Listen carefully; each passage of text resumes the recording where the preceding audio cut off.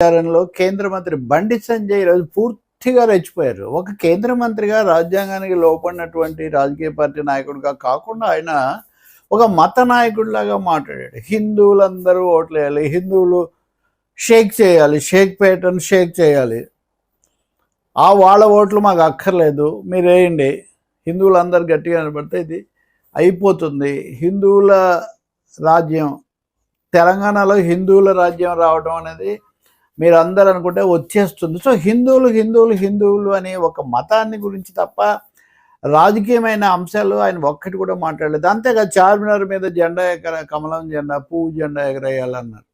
అక్కడికి మమ్మల్ని రానివ్వలేదు, మేము అక్కడికి వెళ్ళాము. అమిత్ షా కూడా వచ్చాడు, అక్కడ మేము ఇదవుతాం. ఒకటి కాదు, అవన్నీ కూడా చెప్పడం కూడా చాలా కష్టం.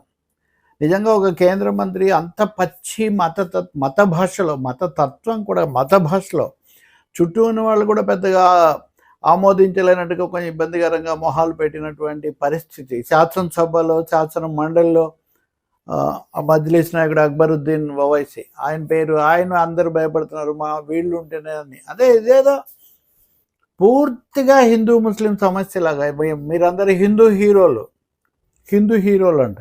అసలు రాజ్యాంగము ఎన్నికల సమయంలో కుల మతాలు, మత విశ్వాసాలు ప్రస్తావన తేవడం చాలా తప్పు. మరి ఈ ప్రసంగం ఇంతగా చేసేది పూర్తిగా టీవీలో కూడా వచ్చింది. ఎన్నికల సంఘం, ఎన్నికల పరిశీలకులు గమనిస్తున్నారో లేదో, ఆయన కనీసం నోటీస్ అయినా ఇస్తారో లేదో నాకు తెలియదు.